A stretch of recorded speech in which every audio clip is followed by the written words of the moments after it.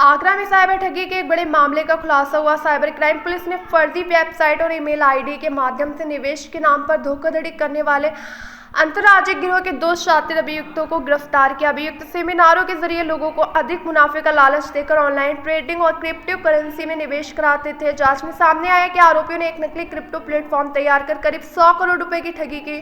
Police आयुक्त के निर्देशन में तकनीकी साक्ष्य और ऑनलाइन ट्रेल के आधार पर कार्रवाई की गई। मामले में साइबर क्राइम थाने में गंभीर धाराओं में मुकदमा दर्ज कर पूछताछ जारी है। सर, बड़े साइबर ठग गैंग का खुलासा हुआ है, मास्टरमाइंड पकड़े गए हैं, क्या कुछ जानकारी? देखिए, थाना साइबर क्राइम आगरा में एक मुकदमा पंजीकृत किया गया था, जिसमें आगरा के ही काफ़ी लोगों ने शिकायत की थी कि फर्जी वेबसाइट बनाकर और क्रिप्टो करेंसी में इन्वेस्टमेंट के नाम से उनसे काफ़ी मतलब पैसा लिया गया था और पैसा मांगने पे जब उन्हें कोई जवाब नहीं मिला तो उनके द्वारा शिकायत की गई थी। उसी जांच के क्रम में आज उनके जो 2 मुख्य अभियुक्त थे उन्हें गिरफ्तार किया गया है, जिनका नाम विनय और विनोद है। जो विनोद हैं, इनके खिलाफ बागपत जिले में भी कई सारे मुकदमे पंजीकृत हैं और पूछताछ में इन्होंने बताया है कि इनके द्वारा देश के अलग-अलग राज्यों में सेमिनार की जाती थी। वह भोले-भाले लोगों को क्रिप्टो करेंसी में इन्वेस्टमेंट के नाम पे उनसे फीस वसूली जाती थी और उसके बाद जब मोटी रकम ये लोग हड़प लेते थे, तब वहाँ से शिफ्ट होकर एक नए शहर में नए लोगों को टारगेट करते थे। इसमें एक व्यक्ति को पहले ही माननीय न्यायालय के सामने प्रस्तुत कर जेल भेजा गया है। आज ये 2 मुख्य आरोपी पकड़े गए हैं।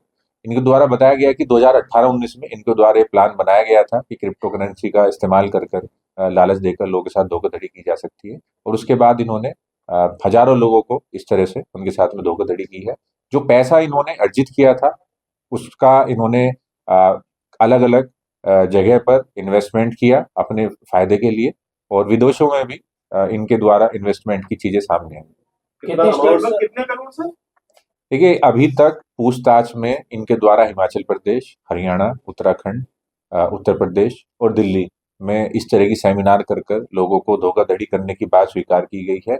बाकी और भी जगह की जानकारी के लिए इनकी जो डिजिटल डेटा इनके फ़ोन, लैपटॉप से है, वो एफएसएल की मदद से उसे भी डेटा रिकवर कर कर उस पर भी कार्य। एक टोटल अमाउंट पता चल सकता है कितने करोड़ तक ठगी हुई होगी? देखिए, चूंकि प्रकरण काफी पुराना है, अभी डिजिटल ट्रांजैक्शन इनका देखा जा रहा है कि कितना पैसा लिया गया और ये लोगों से कैश में ही पैसा लेते थे। 50 करोड़ के आसपास के पैसे लेने की और जमा करने की बात इन लोगों के द्वारा स्वीकार की गई है, बट जो पीड़ित हमें मिले हैं उनके द्वारा जो चीजें बताई गई है तो उससे ऐसा प्रतीत होता है कि जो धोखाधड़ी की रकम थी वो इससे कई गुना ज्यादा थी। सर, इन लोगों ने कई लोगों को मुनाफा भी थोड़े टाइम तक दिया जिससे वो और लोगों को अट्रैक्ट कर सके। क्या ऐसे और लोगों के भी इसमें नाम शामिल हैं?